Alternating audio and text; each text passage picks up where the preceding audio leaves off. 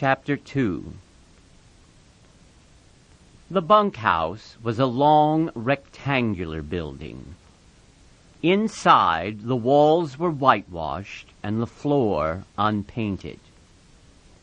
In 3 walls there were small square windows, and in the 4th, a solid door with a wooden latch. Against the walls were 8 bunks, 5 of them made up with blankets, and the other 3 showing their burlap ticking. Over each bunk there was nailed an apple box with the opening forward, so that it made 2 shelves for the personal belongings of the occupant of the bunk. And these shelves were loaded with little articles, soap and talcum powder, razors, and those Western magazines ranchmen love to read and scoff at and secretly believe. And there were medicines on the shelves, and little vials, combs, and from nails on the box sides, a few neckties. Near one wall there was a black cast-iron stove, its stovepipe going straight up through the ceiling. In the middle of the room stood a big square table littered with playing cards, and around it were grouped boxes for the players to sit on. At about 10 o'clock in the morning, the sun threw a bright dust-laden bar through one of the side windows, and in and out of the beam flies shot like rushing stars. The wooden latch raised, the door opened, and a tall, stoop-shouldered old man came in. He was dressed in blue jeans, and he carried a big push broom in his left hand. Behind him came George, and behind George, Lenny. "The boss was expecting you last night," the old man said. "He was sore as hell when you wasn't here to go out this morning." He pointed with his right arm, and out of the sleeve came a round, stick-like wrist, but no hand. "You can have them 2 beds there," he said, indicating 2 bunks near the stove. George stepped over and threw his blankets down on the burlap sack of straw that was a mattress. He looked into his box shelf and then picked a small yellow can from it. "Say, what the hell's this?" "I don't know," said the old man. "Says positively kills lice, roaches, and other scourges. What the hell kind of bed you giving us anyways? We don't want no pants rabbits." The old swamper shifted his broom and held it between his elbow and his side while he held out his hand for the can. He studied the label carefully. "Tell you what," he said finally. "Last guy that had this bed was a blacksmith. Hell of a nice fella, and as clean a guy as you want to meet. He used to wash his hands even after he ate." "And how come he's got graybacks?" George was working up a slow anger. Lenny put his bindle on the neighboring bunk and sat down. He watched George with open mouth. "Tell you what," said the old swamper. "This here blacksmith, name of Whitey, he's the kind of guy that puts that stuff around even if there wasn't no bugs. Just to make sure, see? Tell you what he used to do. At meals, he'd peel his boiled potatoes, and he'd take out every little spot, no matter what kind, before he'd eat it. And if there was a red splotch on an egg, he'd scrape it off. Finally quit about the food. That's the kind of guy he was. Clean. Used to dress up Sundays even when he wasn't going no place. Put on a necktie even, and then he sat in the bunkhouse." "I ain't so sure," said George skeptically. "What'd you say he quit for?" The old man put the yellow can in his pocket, and he rubbed his bristly white whiskers with his knuckles. "Why, he just quit. The way a guy will. Says it was the food. Just wanted to move. Don't give no other reason but the food. Just says, give me my time one night, the way any guy would. George lifted his stick and looked underneath it. He leaned over and inspected the sacking closely. Immediately, Lenny got up and did the same with his bed. Finally, George seemed satisfied. He unrolled his bindle and put things on the shelf, his razor and bar of soap, his comb and bottle of pills, his liniment and leather wristband. Then he made his bed up neatly with blankets. The old man said, I guess the boss will be out here in a minute. He was sure burned when you wasn't here this morning. Come right in when we was eating breakfast and says, where the hell's them new men? And to give the stable buck hell, too. George patted a wrinkle out of his bed and sat down. Give the stable buck hell, he asked. Sure. You see, the stable buck's a nigger. A nigger, huh? Yeah, nice fella. Got a crooked back where a horse kicked him. The boss gives him hell when he's mad, but stable buck don't give a damn about that. He reads a lot. Got books in his room. What kind of guy's the boss? George asked. Well, he's a pretty nice fella. Gets pretty mad sometimes, but he's pretty nice. Tell you what, know what he done Christmas? Bring a gallon of whiskey right in here and says, drink hearty, boys. Christmas comes at once a year. The hell he did, a whole gallon? Yes, sir. Jesus, we had fun. They let the nigger come in that night. Little skinner named Smitty took after the nigger. Done pretty good, too. The guys wouldn't let him use his feet, so the nigger got him. If he could have used his feet, Smitty says he would have killed the nigger. The guy says on account of the nigger's got a crooked back, Smitty can't use his feet. He paused in relish of the memory. After that, the guys went in to sold the dad and raised hell. I didn't go in there. I ain't got the poop no more. Lenny was just finishing making the bed. The wooden latch raised again, and the door opened. A little stocky man stood in the open doorway. He wore blue jean trousers, a flannel shirt, a black unbuttoned vest, and a black coat. His thumbs were stuck in his belt on each side of a square steel buckle. On his head was a soiled brown Stetson hat, and he wore high-heeled boots and spurs to prove he was not a laboring man. The old swamper looked quickly at him, and then shuffled to the door, rubbing his whiskers with his knuckles as he went. Them guys just come, he said, and shuffled past the boss and out the door. The boss stepped into the room with the short, quick steps of a fat-legged man. "They're out, Murray and ready. I wanted 2 men this morning. You got your work slips?" George reached into his pocket and produced the slips and handed them to the boss. "It wasn't Murray and Reddy's fault. Says right here on the slips you was to be here for work this morning." George looked down at his feet.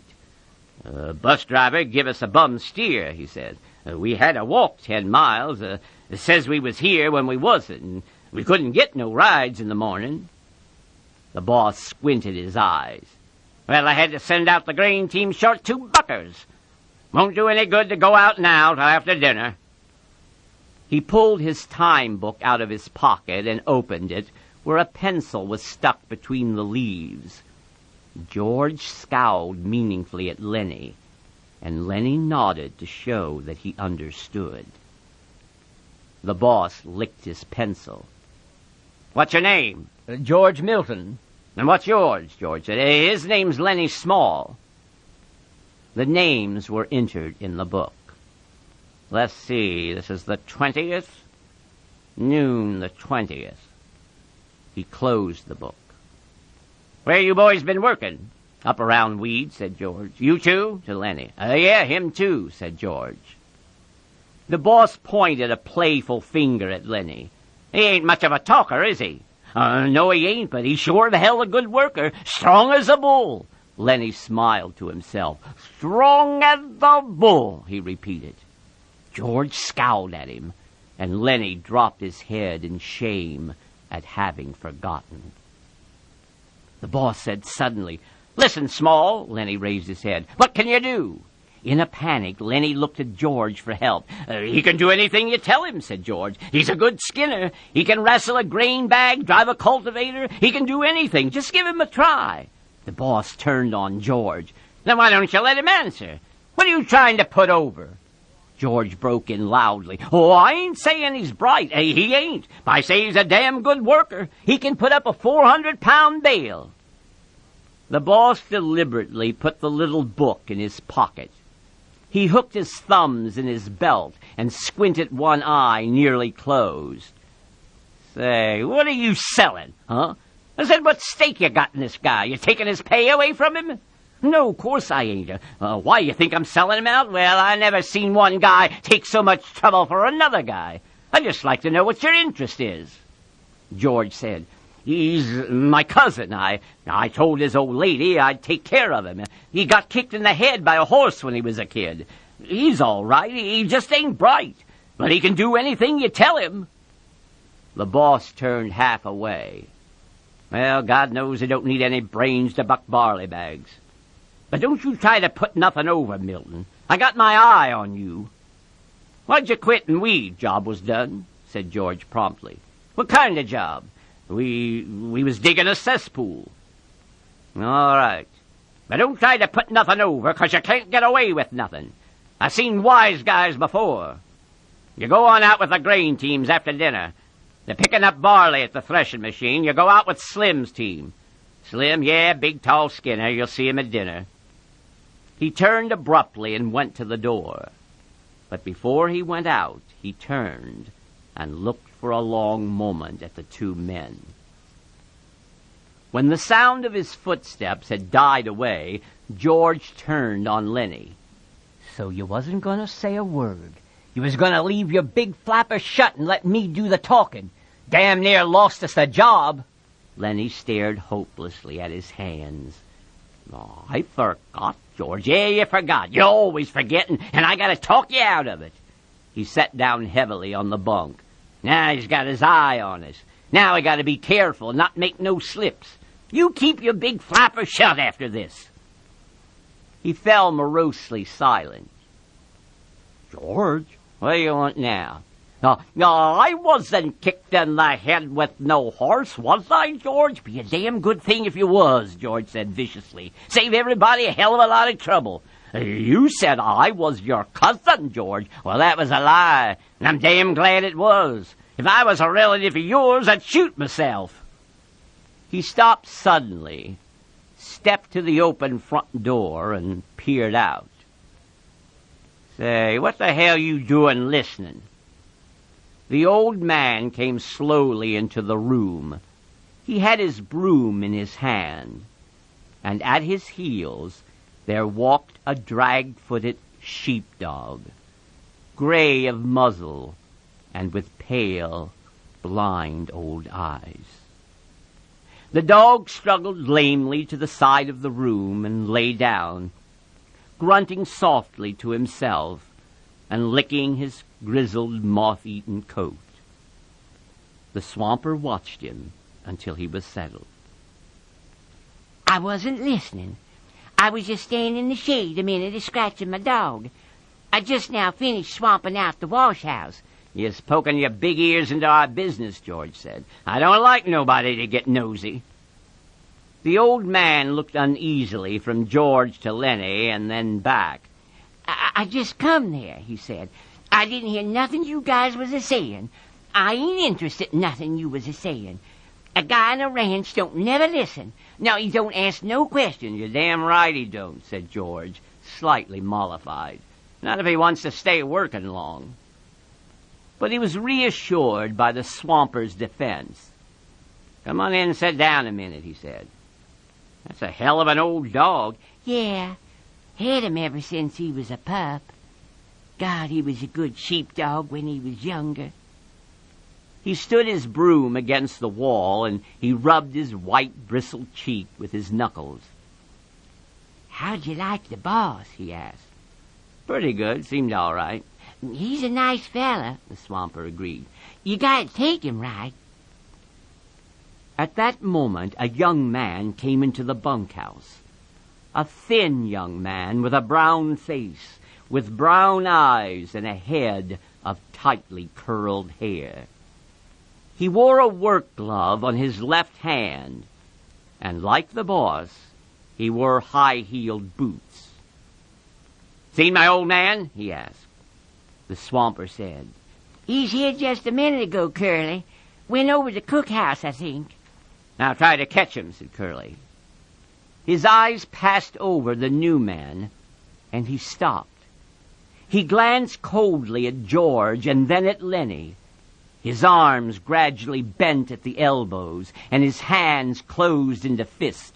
He stiffened and went into a slight crouch. His glance was at once calculating and pugnacious. Lenny squirmed under the look and shifted his feet nervously. Curly stepped gingerly close to him. "You the new guys the old man was waiting for?" "We just come in," said George. "Let the big guy talk." Lenny twisted with embarrassment. George said, "Suppose he don't want to talk?" Curly lashed his body around. "By Christ, he's got to talk when he's spoke to. What the hell are you getting into it for?" "We travel together," said George coldly. "Oh, so it's that way." George was tense and motionless. "Yeah, it's that way." Lenny was looking helplessly to George for instruction. "And you won't let the big guy talk, is that it?" "He can talk if he wants to tell you anything." He nodded slightly to Lenny. "We just come in," said Lenny softly. Curly stared levelly at him. "Well, next time you answer when you're spoke to." He turned toward the door and walked out. His elbows were still bent out a little. George watched him out, and then he turned back to the swamper. "Hey, what the hell's he got on his shoulder? Lenny didn't do nothing to him." The old man looked cautiously at the door to make sure no one was listening. "That's the boss's son," he said quietly. "Curly's pretty handy. He done quite a bit in the ring. He's a lightweight, and he's handy." "Well, let him be handy," said George. "He don't have to take after Lenny. Lenny didn't do nothing to him. What's he got against Lenny?" The swamper considered. "Well, tell you what, Curly's like a lot of little guys. He hates big guys. He's all the time picking scraps with big guys, kind of like he's mad at him because he ain't a big guy. You seen little guys like that, ain't you? Always scrappy." "Sure," said George. "I've seen plenty of tough little guys. But this Curly better not make no mistake about Lenny. Lenny ain't handy, but this Curly punk's gonna get hurt if he messes around with Lenny." "Well, Curly's pretty handy," the swamper said skeptically. "Never did seem right to me. Suppose Curly jumps a big guy and licks him. Then everybody says what a game guy Curly is. And suppose he does the same thing and gets licked. Then everybody says the big guy ought to pick somebody his own size, and maybe they gang up on the big guy. Never did seem right to me. Seems like Curly ain't giving nobody a chance." George was watching the door. He said ominously, "Well, you better watch out for Lenny. Lenny ain't no fighter, but Lenny's strong and quick, and Lenny don't know no rules." He walked to the square table and sat down on one of the boxes. He gathered some of the cards together and shuffled them. The old man sat down on another box. "Don't tell Curly I said none of this. He'd slop me. He just don't give a damn. Won't ever get canned 'cause his old man's the boss." George cut the cards and began turning them over, looking at each one and throwing it down in a pile. He said, "This guy Curly sounds like a son of a bitch to me. I don't like mean little guys." Seems to me like he's worse lately, said the swamper. He got married a couple weeks ago. Wife lives over in the boss's house. Seems like Curly is cockier than ever since he got married. George grunted. Maybe he's showing off for his wife. The swamper warmed to his gossip. You seen that glove on his left hand? Yeah, I seen it. Well, that glove's full of Vaseline. Vaseline? What the hell for? Well, I tell you what. Curly says he's keeping that hand soft for his wife. George studied the cards absorbedly. That's a dirty thing to tell around, he said. The old man was reassured. He had drawn a derogatory statement from George. He felt safe now, and he spoke more confidently. Wait till you see Curly's wife. George cut the cards again and put out a solitaire lay, slowly and deliberately. "Purty?" he asked casually. Yeah, purty. But... George studied his cards. But what? Well, she got the eye. Yeah, married 2 weeks and got the eye. Maybe that's why Curly's pants is full of ants. I seen her give Slim the eye. Slim's a jerkling Skinner, a hell of a nice fella. Slim don't need to wear no high-heel boots on a grain team. I seen her give Slim the eye. Curly never seen it. And I seen her give Carlson the eye. George pretended a lack of interest. Looks like we're going to have fun. The swamper stood up from his box. Know what I think? George did not answer. Well, I think Curly's married a tart. Well, he ain't the first, said George. There's plenty done that. The old man moved toward the door, and his ancient dog lifted his head and peered about, and then got painfully to his feet to follow. I gotta be setting out the wash basins for the guys. The teams will be in for long. You going to buck barley? Yeah. You won't tell Curly nothing I said. Hell no. Well, you look her over, mister. You see if she ain't a tart. He stepped out the door into the brilliant sunshine. George laid down his cards thoughtfully, turned his piles of 3. He built 4 clubs on his ace pile. The sun square was on the floor now, and the flies whipped through it like sparks. A sound of jingling harness and the croak of heavy-laden axles sounded from outside. From the distance came a clear call, "Stablebuck! Oh, Stablebuck!" And then, "Where in the hell's that damn nigger?" George stared at his solitaire lay, and then he flounced the cards together and turned around to Lenny. Lenny was lying down on the bunk watching him. "Look, Lenny, this here ain't no setup. I'm scared. You're going to have trouble with that Curly guy. Seen that kind before. He was kind of feeling you out. He figures he's got you scared, and he's going to take a sock at you the first chance he gets." Lenny's eyes were frightened. No, I don't want no trouble," he said plaintively. "Don't let them sock me, George." George got up and went over to Lenny's bunk and sat down on it. "I hate that kind of bastard," he said. "I've seen plenty of 'em. Like the old guy says, Curly don't take no chances. He always wins." He thought for a moment. "If he tangles with you, Lenny, we're going to get the can. Don't make no mistake about that. He's the boss's son." "Look, Lenny, you try to keep away from him, will you? Don't never speak to him. If he comes in here, you move clear to the other side of the room. Will you do that, Lenny?" "Well, I don't want no trouble," Lenny mourned. "I've never done nothing to him." "Well, that won't do you no good if Curly wants to plug himself up for a fighter. Just don't have nothing to do with him, will you remember? Sure, George, I ain't gonna say a word. The sound of the approaching grain teams was louder. Thud of big hooves on hard ground, drag of brakes, and the jingle of trace chains. Men were calling back and forth from the teams. George, sitting on the bunk beside Lenny, frowned as he thought.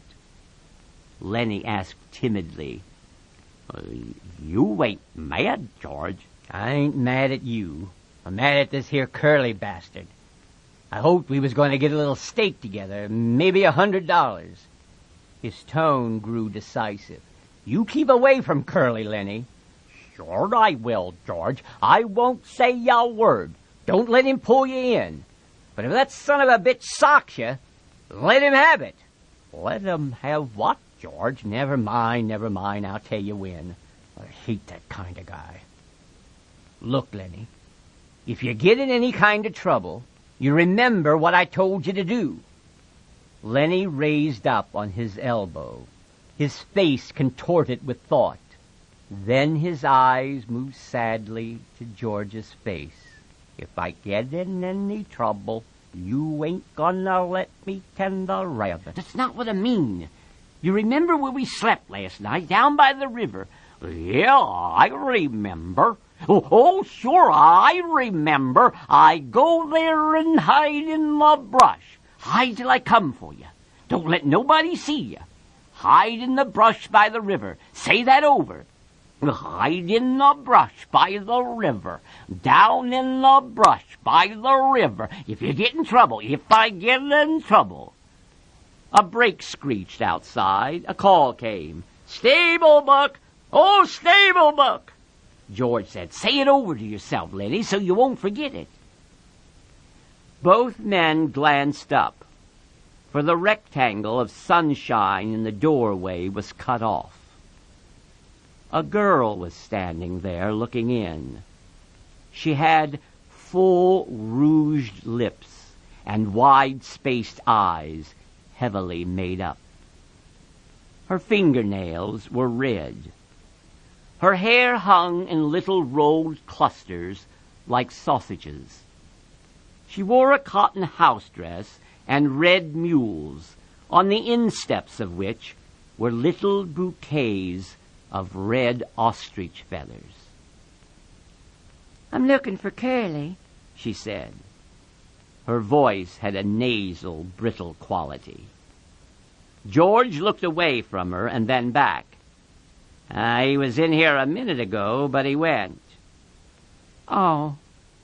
She put her hands behind her back and leaned against the door frame so that her body was thrown forward. "Yeah, the new fella's just come, ain't you?" "Yeah?" Lenny's eyes moved down over her body, and though she did not seem to be looking at Lenny, she bridled a little. She looked at her fingernails. "Sometimes Curly's in here," she explained. George said brusquely, "Well, he ain't now." "If he ain't, I guess you better look someplace else," she said playfully. Lenny watched her, fascinated. George said, "If I see him, I'll pass the word you was looking for him." She smiled archly and twitched her body. "Nobody can't blame a person for looking," she said. There were footsteps behind her going by. She turned her head. "Hi, Slim," she said. Slim's voice came through the door. "Hi, good looking." "I'm trying to find Curly, Slim." "Well, you ain't trying very hard. I seen him going in your house." She was suddenly apprehensive. "Bye, boys," she called into the bunkhouse, and she hurried away. George looked around at Lenny. "Jesus, what a tramp," he said. "So that's what Curly picks for a wife." "She's purty," said Lenny defensively. "Yeah, she's sure hiding it. Curly's got his work ahead of him. Bet she'd clear out for $20. Lenny still stared at the doorway where she had been. "Gosh, she was purty," He smiled admiringly. George looked quickly down at him, and then he took him by an ear and shook him. Listen to me, you crazy bastard, he said fiercely. Don't you even take a look at that bitch. I don't care what she says and what she does. I seen poison before, but I never seen no piece of jail bait worse than her. You leave her be. Lenny tried to disengage his ear. Well, I never done nothing, George. No, you never. But when she was standing in the doorway showing her legs, you wasn't looking the other way neither. I never meant no harm, George. Honest, I never. Well, you keep away from her. 'Cause she's a rat trap if I ever seen one. You let Curly take the rap. He let himself in for it. Glove full of Vaseline, George said disgustedly. Lenny cried out suddenly. I don't like this place, George. Oh, this ain't no good place. I want to get out of here. We got to keep it till we get a stake. We can't help it, Lenny. We'll get out just as soon as we can. I don't like it no better than you do. He went back to the table and set out a new solitaire hand.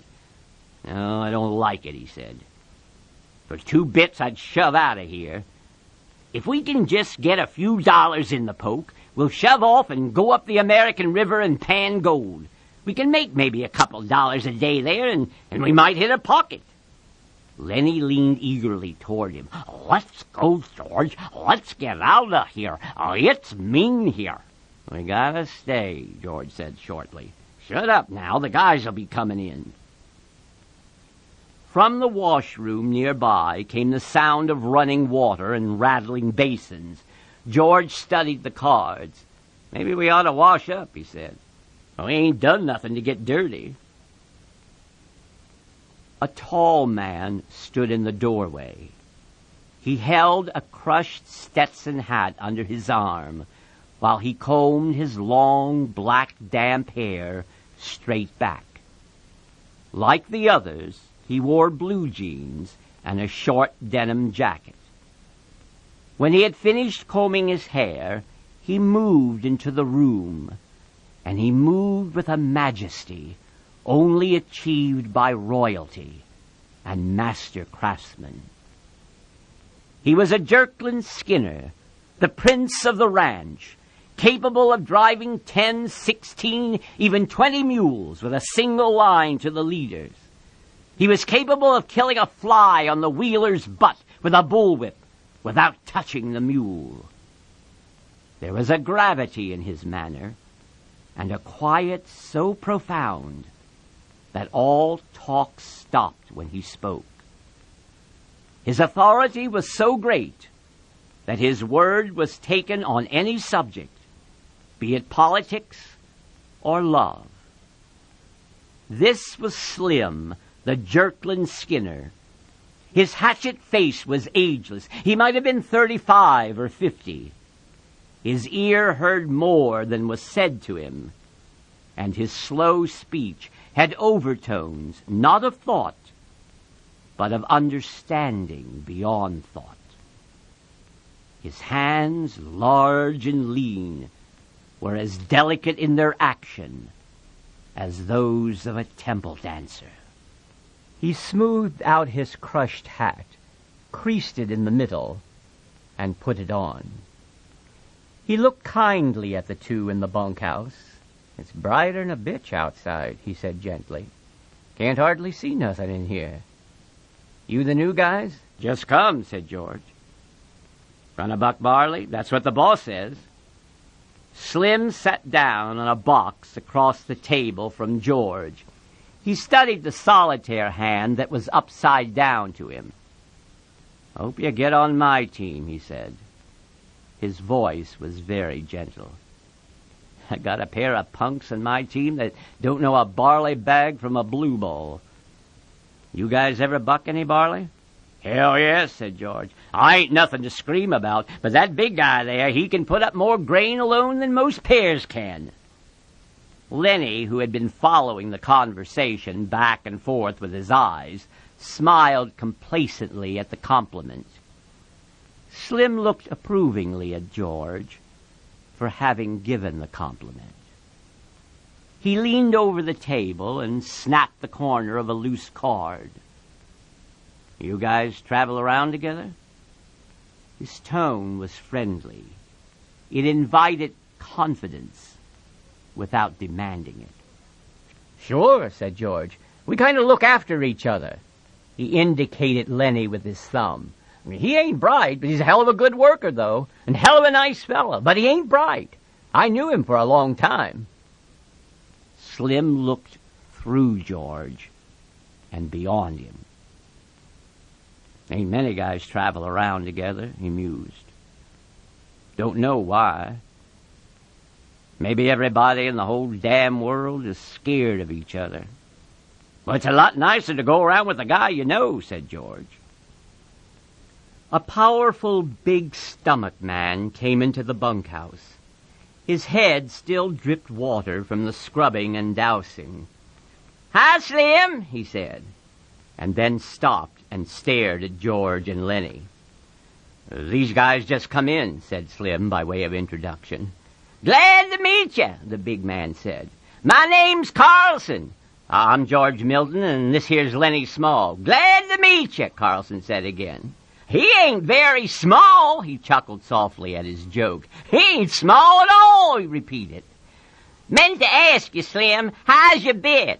I seen she wasn't under your wagon this morning." "Yeah, she slang her pups last night," said Slim. 9 of 'em. I drowned 4 of 'em right off. She couldn't feed that many. "Got 5 left, huh?" "Yeah, 5. Kept the biggest." "What kind of dogs you think they're going to be?" "Don't know," said Slim. "Some kind of shepherds, I guess. That's the most kind I seen around here when she was in heat." Carlson went on. "Got 5 pups, huh? Going to keep all of 'em?" "Don't know. Have to keep 'em a while so they can drink Lulu's milk." Carlson said thoughtfully, "Well, looky here, Slim. I've been a-thinking. That dog of Candy's so goddamn old he can't hardly walk. Stinks like hell, too. Every time he comes in the bunkhouse, I can smell him for 2-3 days.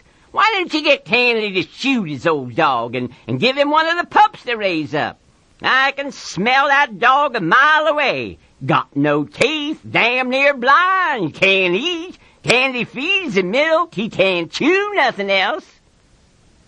George had been staring intently at Slim. Suddenly a triangle began to ring outside, slowly at first, and then faster and faster until the beat of it disappeared into one ringing sound. It stopped as suddenly as it had started. "There she goes," said Carlson. Outside there was a burst of voices as a group of men went by. Slim stood up slowly and with dignity. "You guys better come on while there's still something to eat. Won't be nothing left in a couple of minutes." Carlson stepped back to let Slim precede him, and then the 2 of them went out the door. Lenny watched George excitedly. George rumpled his cards into a messy pile. "Yeah," George said, "I heard him, Lenny. I'll ask him." "A brown and no white one," Lenny cried excitedly. "Come on, let's get dinner. I don't know whether he's got a brown or white one." Lenny didn't move from his bunk. "You asked him right away, George, so we won't kill no more of 'em." "Sure, come on now. Get up on your feet." Lenny rolled off his bunk and stood up, and the 2 of them started for the door. Just as they reached it, Curly bounced in. "You seen a girl around here?" he demanded angrily. George said coldly, "About half an hour ago, maybe." "Well, what the hell was she doing?" George stood still, watching the angry little man. He said insultingly, "She said she was looking for you." Curly seemed really to see George for the first time. His eyes flashed over George, took in his height, measured his reach, looked at his trim middle. "Well, which way'd she go?" he demanded at last. "I don't know," said George. "I didn't watch her go." Curly scowled at him and, turning, hurried out the door. George said, "You know, Lenny, I'm scared I'm going to tangle with that bastard myself. I hate his guts. Come on, there won't be a damn thing left to eat." They went out the door. The sunshine lay in a thin line under the window. From a distance there could be heard a rattle of dishes. After a moment, the ancient dog walked lamely in through the open door. He gazed about with mild, half-blind eyes. He sniffed and then lay down and put his head between his paws. Curly popped into the doorway again and stood looking into the room. The dog raised his head, but when Curly jerked out, the grizzled head sank to the floor again.